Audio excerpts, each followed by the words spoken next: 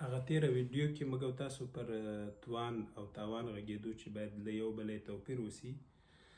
دا ډول بل عربي کلمه فرصت دی چې خبریالان او ځینې چارواکي یا ناسم تلفظ کوي.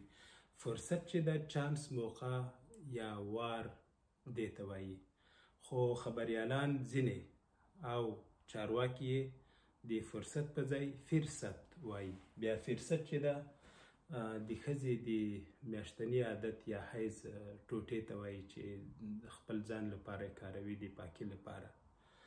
نو ښه دا ده چې دې دوه کې توپیر وکړه، ځکه چې کله ته د فرصت په ځای فرصت وایي معنا یې ډېره زیاته بدلیږي. هغه هم داسې څوک چې لوستی وي. ګوریا د واک تشي پوتین ته د نیکمرغۍ یو فرصت په لاس ورکړ، خو که دا د فرصت په ځای فرصت وای مطلب دا سو چې د واک تشه وه، نو پوتین ته د نیکمرغۍ د ښځې د حیض د ټوټې جامه په لاس ورغله. دومره معنا یې ورسره بدلیږي.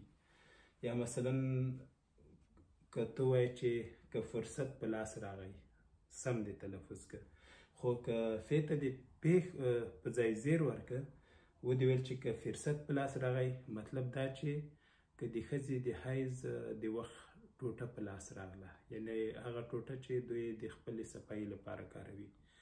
نو هیله ده چې د دې کلمې په تلفظ کې تاسو پام وکړئ.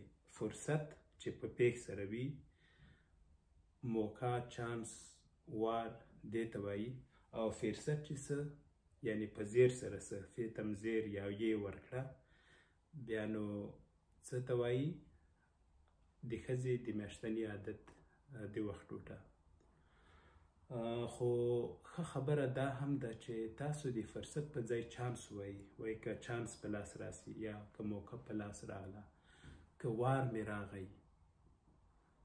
پښتو کې موږ ډېر یعنی مشهوره کلمه وار ده. وار څو 5-6 ډوله معناوې لري. ما یوه ویډیو کې کړي دي د پښتو یوه کلمه او څو معناوې په نوم 2 کاله مخکې. نو هغه په ځای وار هم ویلی سي چې که وار په لاس راغی، یا که زما وار سه یعنی زما موقع وه، زما فرصت و. او ځینې خلک واره چې ده هغه بیا وایي چې مثلا وایي په دې کې زما ته واره نه کوي. دا خبره بیا دوکانداران ډېره کوي. که ته ورته چې دا شی په دومره راکړه، وایي واره نه راته کوي، مطلب دا ده چې ګټه نه راته کوي. دغسې یوه بله کلمه چې تلفظ کې زموږ خبریالان تېروتنه کوي، خواله ده. خواله رسنۍ، ځینې وایي خواله رسنۍ، یعنی خواله کې زورکی دی، اخر کې زور نه ده چې خواله یې ووایه. خواله رسنۍ لکه زړه و پسه. خواله بیا چې ده ناسمه معنا ده. ښه وخت